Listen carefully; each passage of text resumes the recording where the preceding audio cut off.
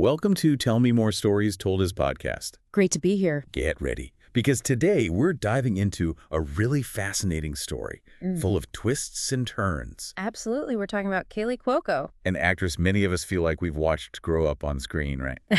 But her journey is maybe more varied than you'd think. Definitely. She's navigated some really different worlds, sometimes all at once. It shows incredible adaptability. And the story starts somewhere really unexpected for a future TV star. Oh, yeah. Not on a stage, but on a tennis court. Right. I remember reading about that. She was serious about it, too. Seriously serious. Nationally ranked amateur player, starting when she was just 3 years old. 3. Wow. That's intense dedication from day one, basically. Exactly. You have to wonder how that kind of discipline, that focus, shaped what came later. Well, I imagine that kind of training, handling pressure, the work ethic, it must translate, right? You'd think so. Definitely valuable skills for the acting world. For sure. The focus on court, maybe the focus needed on set. It's an interesting connection. Okay, so from the tennis court, how does she make the leap? Her first film role was actually pretty early. Uh-huh. That was Virtuosity, wasn't it? 1995. Yeah, the action thriller with Denzel Washington and Russell Crowe. Quite a jump from playing tennis. A big jump. Starting in action, it probably gave her a wide view of performance right away. And then she moved into TV work. Yeah, through the late 90s, early 2000s, things like the sitcom Ladies' Man. Okay. And she played Maureen McCormick in the TV movie Growing Up Brady. Oh, wow. Playing Marcia Brady. That's quite a range already. Sitcoms, biopics. Definitely laying groundwork. But the first, major role, the one that really got her noticed. That would be 8 Simple Rules, right? 2002. Exactly. Playing Bridget Hennessy, the older daughter. Opposite John Ritter and Katie Seagal. Great show. It was. And here's a fun fact about that. Oh, she played the older sister, Bridget. But the actress playing her younger sister, Amy Davidson, Kaley was actually 6 years younger than her in real life. Get out. Yeah. Really? Yeah. Wow. Okay, so she was convincing as the older sibling even then. Good casting or just good acting? Huh. Maybe both. But it definitely shows her ability to, embody a character. And she wasn't just doing sitcoms then, was she? I feel like I remember her voice somewhere. You probably did. She was doing voice acting around the same time. Shows like Brandy and Mr. Whiskers. For Disney Channel? And Bratz, the animated series. Right. So she was already diversifying. Sitcoms, voice work. Smart. Yeah, suggests she was, proactively thinking about her career, exploring different paths. And the genre hopping didn't stop.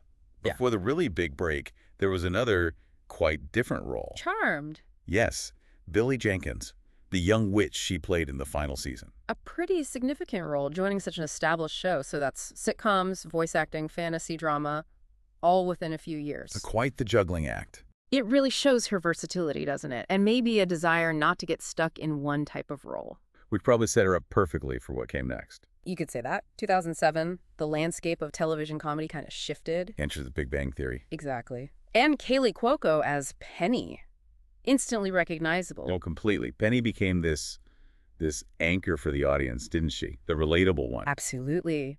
The aspiring actress, the down-to-earth neighbor to these brilliant, but let's face it, pretty awkward scientists. She was the perfect foil. Yeah. And her character grew so much over those 12 seasons. She really did. Kaley brought such a great mix of, humor and heart to Penny. Made her totally essential to the show's magic. And it sounds like they had a lot of fun making it, too. Wasn't there some kind of viral moment she started? Oh, the flash mob. Yes, that was 2012. Tell me about that again. She organized this surprise flash mob during a taping for the studio audience, the whole cast, the crew, everyone dancing and lip-syncing to Call Me Maybe. That's brilliant. Yeah. The video went everywhere. It just gave you this little peek behind the curtain, showed the camaraderie. That kind of thing probably really helps build chemistry on screen, too. For sure. Those off-screen bonds matter.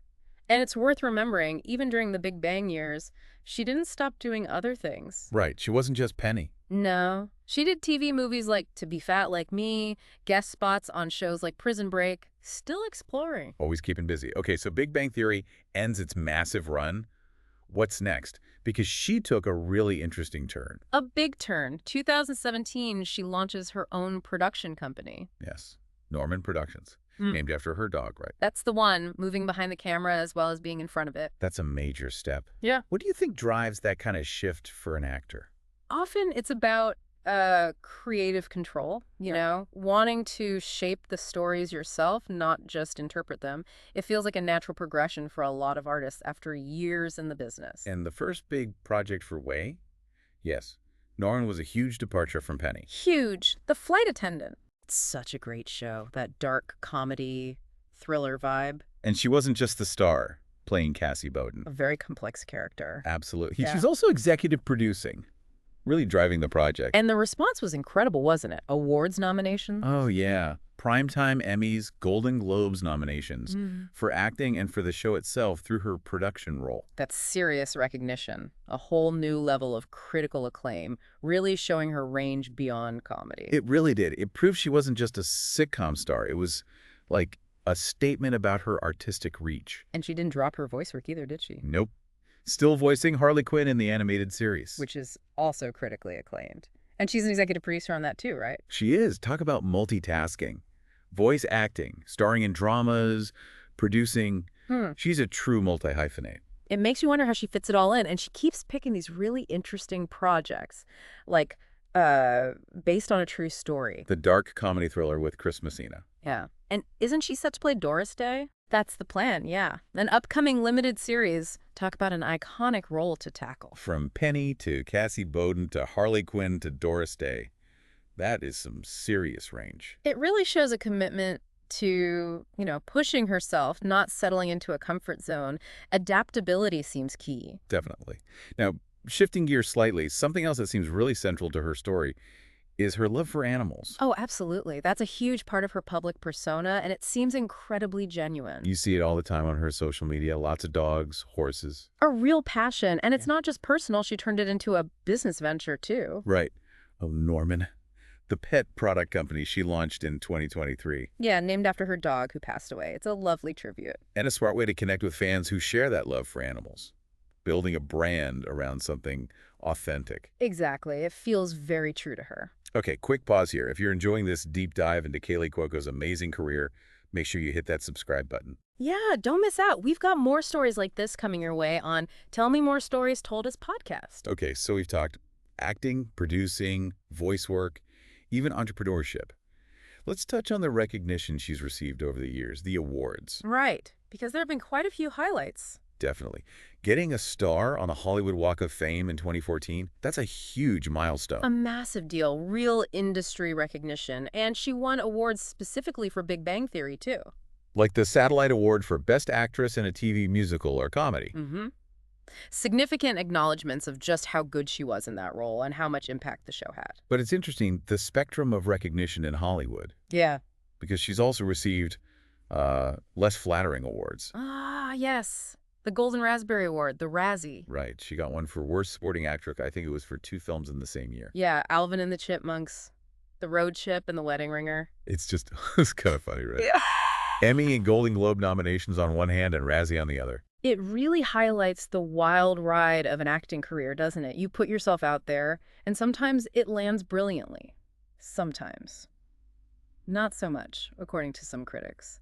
It shows resilience, I think, to navigate all of that. That's a good way to put it. Resilience and adaptability. Those seem like the key themes in her whole story. Absolutely. From that intense discipline of competitive tennis. Right, back to the beginning. To becoming a beloved sitcom star and then transitioning into this respected producer and dramatic actress. It's quite a journey. She really hasn't been afraid to, like, reinvent herself or try completely new things. Not at all. And her story really makes you think about how skills from one part of life can unexpectedly fuel success in another. That tennis background, the focus, the drive, it had to have helped. It leaves you with a pretty interesting thought, actually. How does someone pivot so successfully between worlds that seem so different? Yeah, like elite athletics and then the creative chaos of Hollywood. What kind of, I don't know, inner engine does that take? The dedication, the ability to handle setbacks, to keep learning. It's fascinating. Maybe it's about finding the transferable skills, like we said, or just that raw passion driving you forward no matter the field. Definitely something to mull over. Indeed. Well, that brings us to the end of our deep dive for today. It's been great exploring her career. Thank you so much for joining us on Tell Me More Stories Told Us podcast. Until next time. Keep exploring the stories all around you.